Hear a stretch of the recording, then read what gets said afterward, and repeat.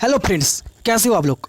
तो आज आपको मैं बताऊंगा कि कैसे केमिस्ट्री का जो बेसिक कॉन्सेप्ट है नोमेनक्लेचर वो कैसे करता है। ठीक है, बेसिक कॉन्सेप्ट मैं आपको आज बताऊंगा।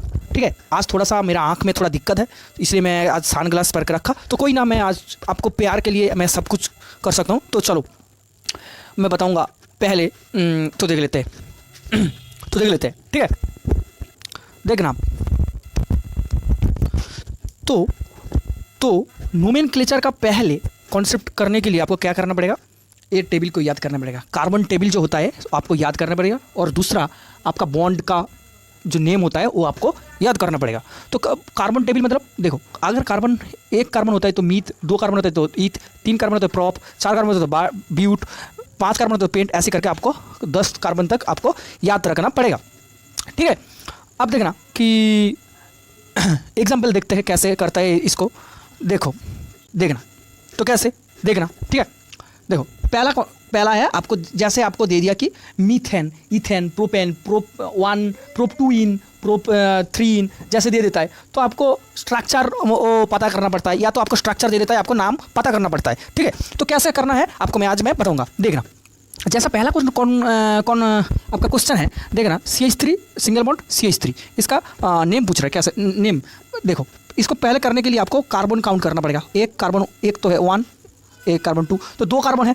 तो 2 कार्बन का मतलब क्या है, तो 2 कार्बन का मतलब है, देखना 2 कार्बन का नेम क्या आएगा, ईथ, तो ईथ प्लस। ठीक है, ईथ के बाद प्लस कर देना। उसके बाद क्या करना, बॉन्ड काउंट करना। बॉन्ड क्या है आपका, सिंगल बॉन्ड मतलब एन, तो एन आ जाएगा आपका, तो इसका नाम क्या होगा, ईथेन।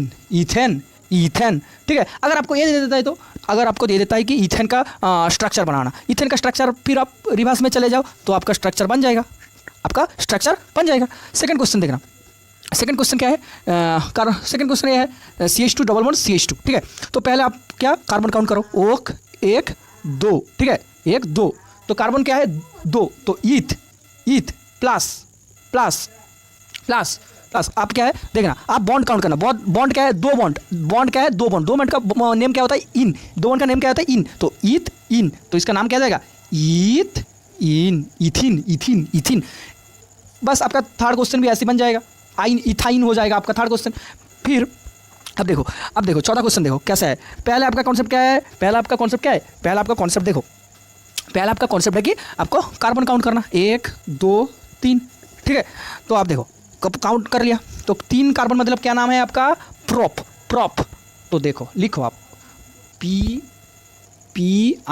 प्रॉप प्लस बॉन्ड क्या है आपका, सिंगल बॉन्ड, 1 2 सिंगल बॉन्ड है, तो सिंगल बॉन्ड का मतलब एन, तो इसका नाम क्या है, प्रोपेन। इसका नाम हो जाएगा प्रोपेन। आप देखो CH3 single bond CH, double bond CH2, इसका नाम क्या आएगा बेटा, देखना कैसे करता है। देखना पहला कॉन्सेप्ट है कि पहला जो होता है आपका कार्बन काउंट करो, 1 2 3, तो कार्बन काउंट कर लिया, तो मतलब कार्बन 3 कार्बन मतलब प्रोप, तो प्रोप प्लस। अब देखना सिंगल बॉन्ड भी है, डबल बॉन्ड भी है, तो डबल बॉन्ड काउंट करना कैसे, और डबल बॉन्ड किधर से काउंट करता है, जो कम नंबर से होता है, प्लस 1 से, मतलब इन मतलब इसका नाम आ जाएगा आपका प्रोपिन। ठीक है, नाम तो हो गया।